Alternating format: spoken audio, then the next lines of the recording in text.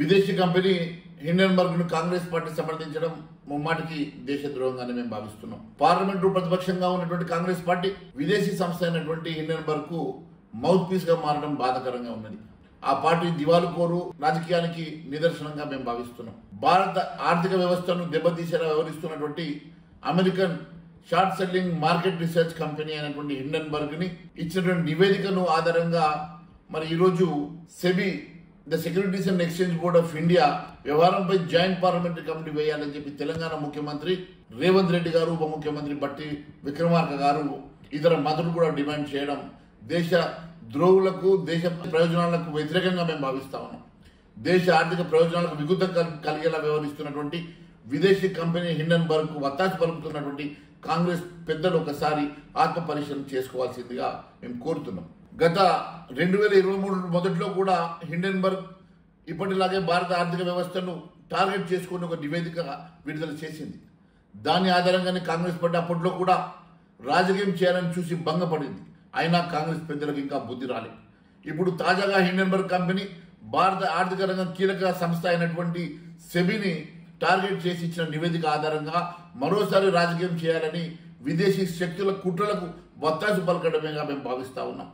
ప్రధానమంత్రి నరేంద్ర మోడీ గారి నాయకత్వంలో పురోగమిస్తున్నటువంటి దేశ ఆర్థిక వ్యవస్థను అస్థిరం చేయాలని విదేశీ శక్తులు కొన్నాళ్లుగా చేస్తున్నటువంటి ప్రయత్నంలో ఈ కోవకు చెందినటువంటి American short selling market research company అయినటువంటి హిండెన్బర్గ్ ఇలాంటి కంపెనీ ఇచ్చిన ఒక నివేదికను టార్గెట్ చేసుకొని మరి దేశ ఆర్థిక వ్యవస్థను గందరగోళపరచగా కాంగ్రెస్ రాజకీయాలు చేయడం చాలా బాధాకరం. ఇది ముమ్మాటికి దేశద్రోహంగానే మేము భావిస్తున్నాం. ఒక అమెరికన్ కంపెనీ ఇచ్చిన నివేదికను కాంగ్రెస్ అత్యంత ప్రాధాన్యత ఇచ్చి దేశవ్యాప్తంగా ఇలాంటి ధర్నాలు చేయడం నిజంగా బాధాకరంగా మేము తెలియజేస్తా ఉన్నాం. ఇలాంటి అంశాలను తీసుకొని కాంగ్రెస్ పార్టీ రాజకీయం చేస్తుందంటే అసలు ఆ నివేదిక రూపకల్పనకు సహకరించింది హస్తం పార్టీగా అనుమానాలు వస్తున్నాయి. కాంగ్రెస్ సహకారం లేకుండా అమెరికా కంపెనీ హిండెన్బర్గ్ భారత ఆర్థిక వ్యవస్థపై నివేదిక రూపొందించలేదని నిపుణుల మాట. మరి సెబీ సంస్థపై హిండెన్బర్గ్ ఇచ్చిన నివేదిక ఏ విధంగా ప్రామాణికమో దేశ ప్రజలకు కాంగ్రెస్ వివరించాలి. ఒక విదేశీ కంపెనీని నమ్ముకొని కాంగ్రెస్ రాజకీయం చేయడం, సెబీ వ్యవహారంపై జేపీసీ ఏర్పాటు చేయాలనడం దేశానికి ఏ విధంగా ప్రయోజనం కాదు. ఇది దేశీయ మార్కెట్లో పెట్టుబడులు పెట్టే వారికి అయోమయానికి గురి చేస్తుంది.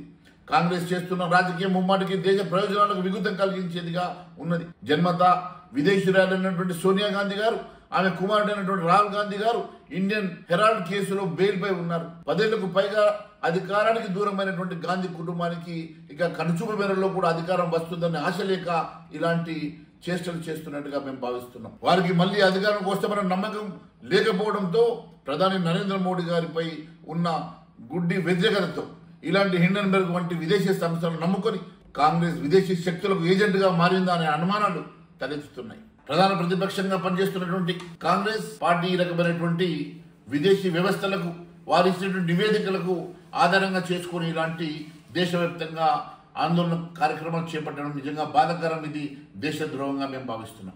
మరిన్ని వీడియోస్ కోసం ఛానల్ ని సబ్స్క్రైబ్ చేయండి. లేటెస్ట్ అప్డేట్స్ కోసం వాట్సాప్ ఛానల్ ని ఫాలో చేయండి. అండ్ లింక్ డిస్క్రిప్షన్ లో ఉంది.